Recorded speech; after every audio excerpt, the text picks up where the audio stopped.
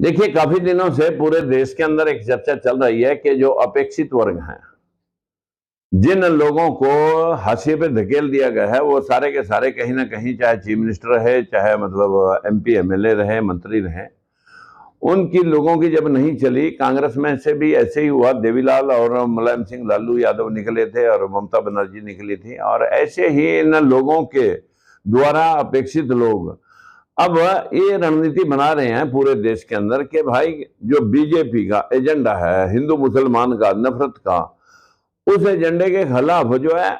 सारे देश के अंदर धर्मनिरपेक्षता के माध्यम से एक चुनाव लड़ा जाए जिसमें किसी प्रकार का किसी वर्ग के साथ अन्याय ना हो। और इसी भाव के साथ कैथल की अनाज मंडी में हम उन लोगों की आवाज बन करके उनके मुद्दों को उठाते हैं कि जिनके साथ अभी तक शोषण हुआ है, जिनके साथ भेदभाव बरता गया है। हरियाणा में तो बहुत ज्यादा बरता गया, और उस भेदभाव के मद्देनजर उसके साथ में पड़ोसी राज्य दिल्ली भी है। इन सब नेताओं ने, चाहे वो राजेंद्र पाल गौतम है,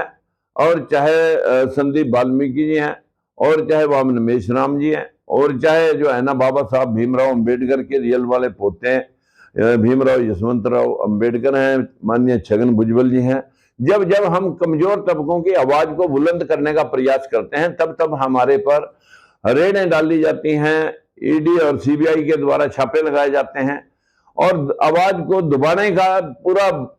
प्रयास किया जाता है। और इस व्यवस्था के कहीं ना कहीं पूरे देश के अंदर जो निचले वर्ग हैं वो अपेक्षित हैं, और यही लोग इकट्ठे होकर के कैथल की अनाज मंडी में 1 तारीख को एक बड़ा आगाज करने जा रहे हैं कि हमारे बिना, चाहे कांग्रेस है चाहे बीजेपी है, हमारी अनदेखी का मतलब ये नहीं कि एक टिकट मिल गया, हर बरादरी में एक एक टिकट दे दिया, और उसका क्यों भाई, मुख्यमंत्री इनमें समाजों में से भी तुम कोई किसी को बनाओ। मैं कहता हूं हमें मत बनाओ, कि जिसको बनाना चाहते हो उसकी घोषणा करो, और उन लोगों को सरपरस्ती और उन लोगों के हक और अधिकार जो अब तक वंचित रहे हैं, उन लोगों को बैकलॉग को पूरा करो। ऐसी व्यवस्था के माध्यम से देश के अंदर जो धार्मिक भावनाओं के साथ हिंदू मुसलमान बना करके मूर्ति पूजा में धकेल करके, बताइए, मुद्दा जो है ना इस देश में, ना बेरोजगारी है,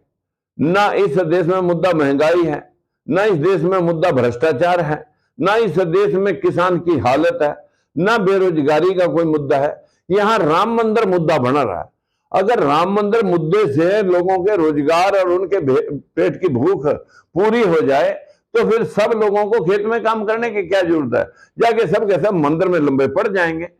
अरे मित्रों, इस देश की व्यवस्था को समझा ही नहीं। जिन लोगों ने चालाकी से ये व्यवस्था स्थापित की है वो माला माल है, और हमारा जो इस पूजा अर्चना का शिकार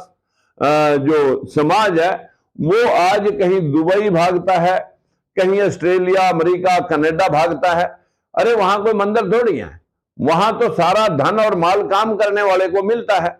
वहां पर जो लोग जाते हैं, और चाहे ऑस्ट्रेलिया, कनाडा, अमेरिका है, चीन है, रूस है, दुबई है, सिंगापुर है, ये जो सारे मुल्क हैं,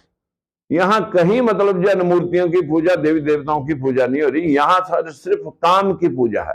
हमारे देश में पत्थरों की पूजा है, और दूसरे देशों के अंदर काम की पूजा है, और काम के बदले में यहां से पैसे कमाने के लिए लोग बाहर जा रहे हैं। यही व्यवस्था लेकर के कैथल की अनाज मंडी में कि भाई, आप इकट्ठे होकर के अपने हक और अधिकार के लिए लड़ना सीखो, और इकट्ठे होकर के हुए भेदभाव को बराबर करने के लिए प्रयास करो।